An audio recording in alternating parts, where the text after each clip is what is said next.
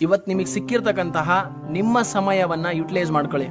ನಾಳೆ ಸಮಾಜದಲ್ಲಿ ನೀವೇನಾದ್ರೂ ಬೆಳೆದು ಬಾಳ್ಬೇಕಪ್ಪ ಅಂತಂದ್ರೆ ಇಂದು ನಿಮಗಿರುವ ಸಮಯದ ಜೊತೆ ಬೆಂದು ಬಾಳಿ. ಪ್ರತಿಯೊಬ್ಬರ ಲೈಫ್ ಸ್ಟೈಲಲ್ಲೂ ಅವರವ್ರದೇ ಒಂದು ಸ್ಟ್ರಗಲ್ ಇರುತ್ತೆ. ಈ ಕಾಕಿ ಹಾಕ್ಬಿಟ್ಟು ಸಮಾಜದಲ್ಲಿ ಬದಲಾವಣೆ ತರೋದು ನನ್ನ ಕರ್ತವ್ಯ. ಆದರೆ ಅದನ್ನ ಬದಲಾವಣೆ ತರಬೇಕಂದ್ರೆ ನನ್ನ ಮನೆಯಲ್ಲಿ ಮೊದಲು ನಾನೊಬ್ಬ ಬದಲಾವಣೆ ಆಗುವಂತಹ ವ್ಯಕ್ತಿ ಆಗಿರ್ಬೇಕು.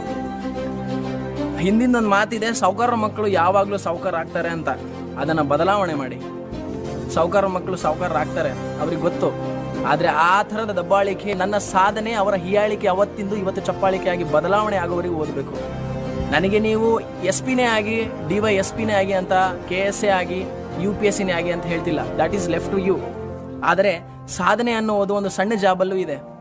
ನನ್ನ ಮನೆಯಲ್ಲಿ ಯಾವುದೇ ಗೌರ್ಮೆಂಟ್ ಜಾಬ್ ಹೋಲ್ಡರ್ಸ್ ಇಲ್ಲ ಅಂತಂದ್ರೆ ನಾನು PC ಆದರೂ ಕೂಡ ನನ್ನ ಮನೆಗೆ ನಾನು DC, ನಮ್ಮ ಊರಿಗೆ ನಾನೊಬ್ಬ ಸಾಧಕ. ಆ ರೀತಿಯ ಕನಸುಗಳನ್ನು ನೀವು ಕಾಣಬೇಕು.